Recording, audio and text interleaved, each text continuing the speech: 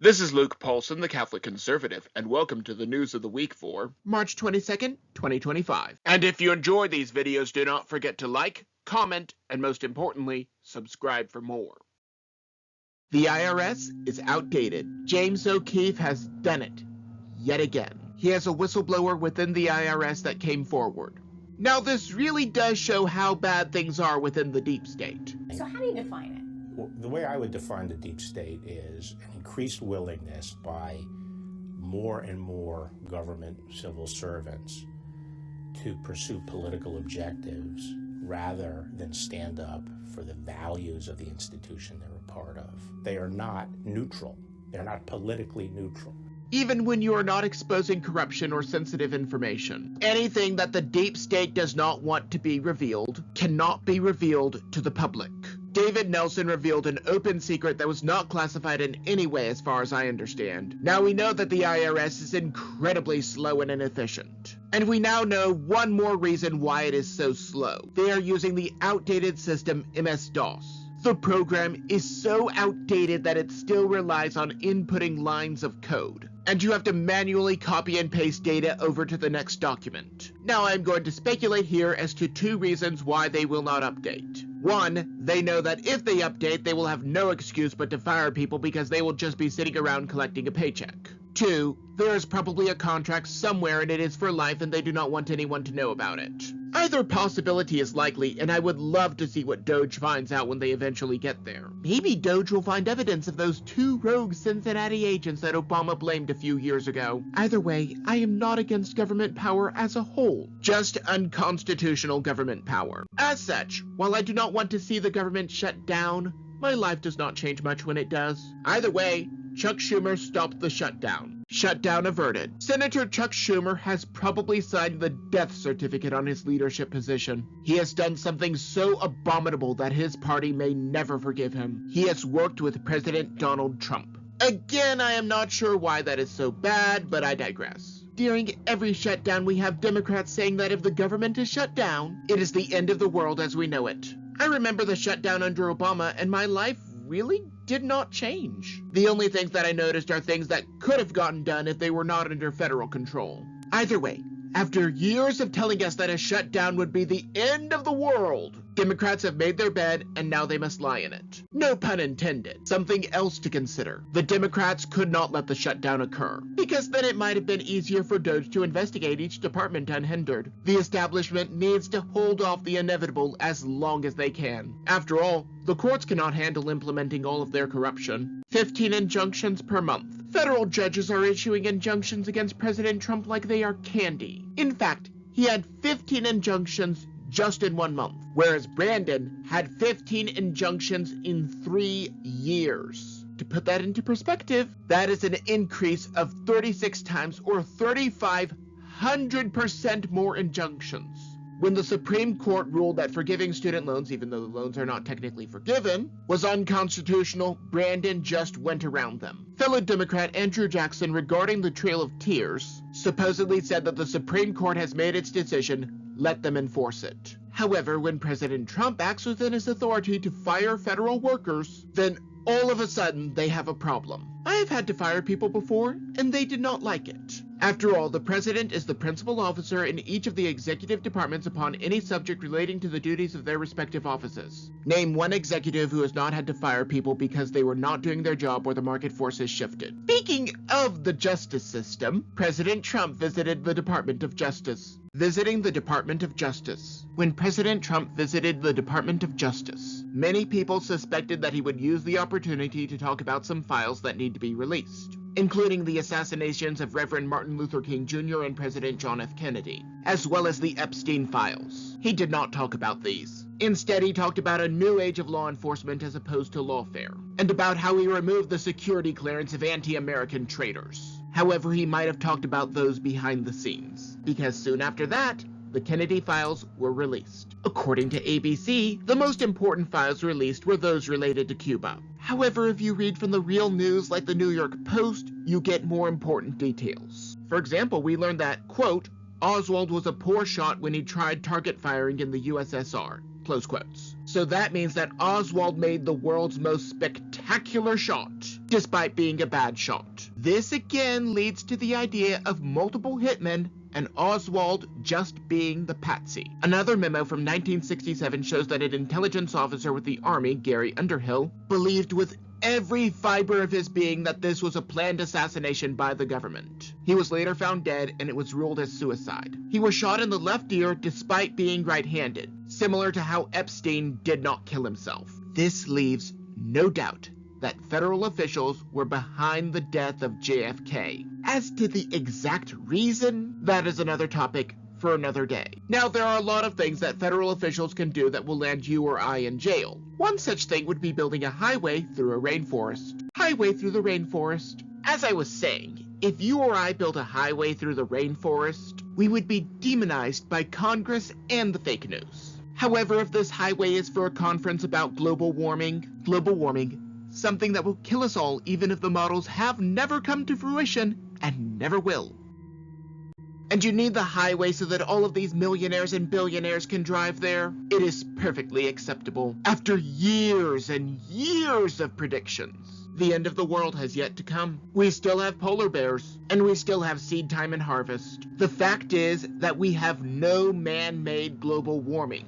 Facts and statistics hold no allegiance. They just are. So let us discuss some statistics out of the United Kingdom. More inconvenient statistics. I am sure that you are aware that those of African descent make up about 7% of the American population, but for some reason commit 50% of all violent crimes. The reason for this is often debated, but just bringing up these statistics is often declared as racist. However, America is not the only place where certain swaths of the population are a problem. Over in Britain, foreign nationals account for 9.3% of the population, but commit rape and murder in 25% of all cases. The actual number of occurrences is probably much higher, since the British government arrests people for posting about rape and murder by certain groups on social media. I would not be surprised if the actual percentage was closer to 40 or 50.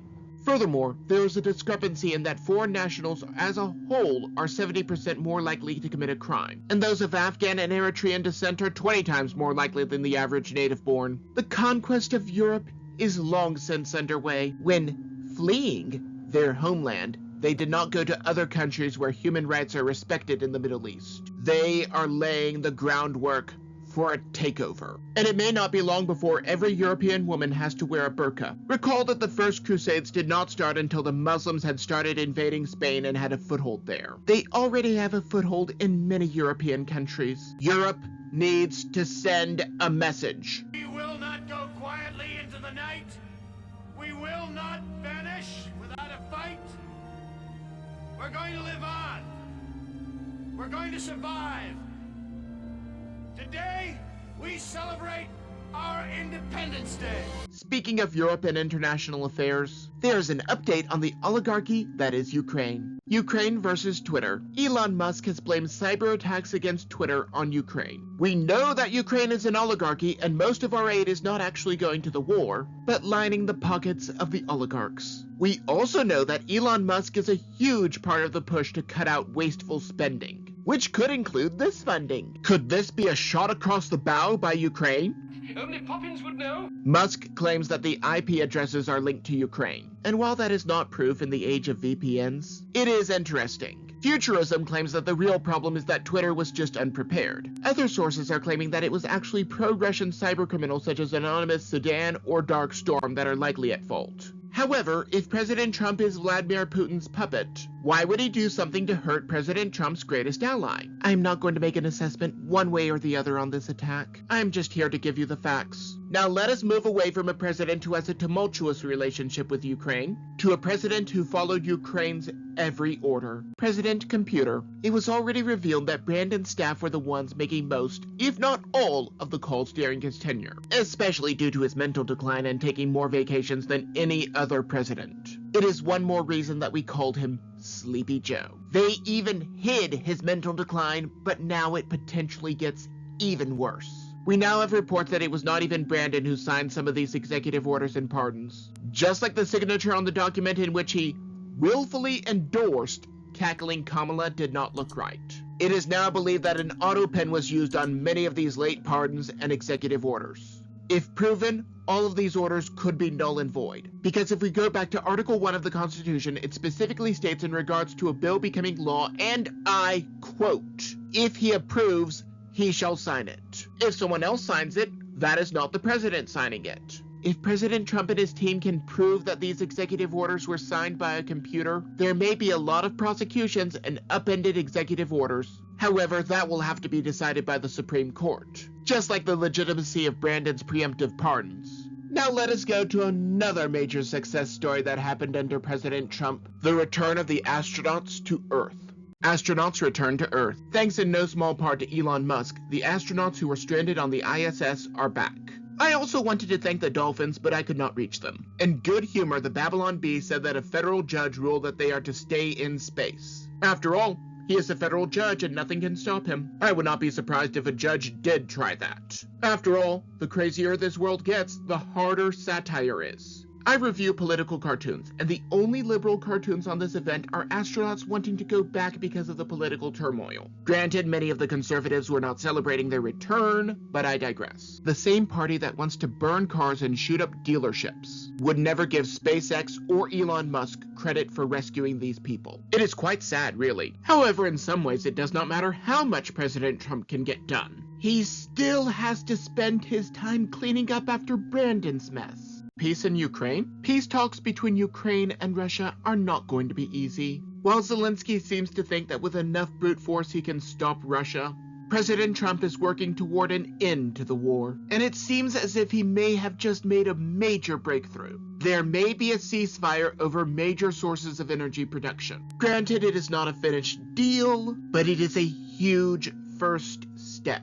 And a first step is at least something. Because nobody feared Brandon, this war started. And now President Trump has to take time out of his busy schedule of trying to help Americans to negotiate peace between two oligarchs. What a mess. However, he still finds ample time to fulfill his promises, such as with the infernal Department of Education. Ending the DoE. President Trump signed an executive order to effectively end the Department of Education. Now, I am sure that there are a lot of legal and technical hurdles, but from what I can tell, Congress and previous administrations opened a huge can of worms by giving so much power to the executive branch. As the head of all government departments, he gets to choose a lot of what they do and whether or not they be employed. From what I can tell, the department ends up being intact but will be incredibly scant. Put another way, the same people who still think that only the government can educate children can still work at the state and local levels. That seems very simple to me. Prove that only your government can do it right as opposed to the 49 other states. May the best state win. And Texas will be waiting for you at the finish line. Speaking of schools, let us talk about what happened in one that is severely affected by the liberal pathogen.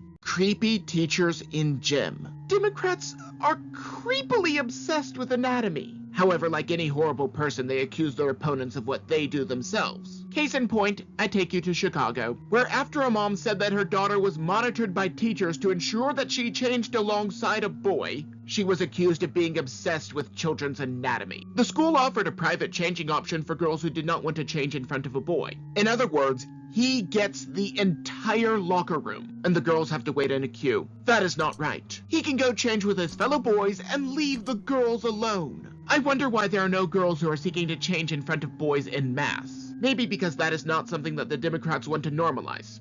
Yet. Maybe I'm just blowing smoke. Maybe I'm completely off my rocker, but that is just my opinion. And do not forget to like, comment, and most importantly, subscribe for more. But before you go, on the left I have last week's video, but you may also enjoy the video on the right.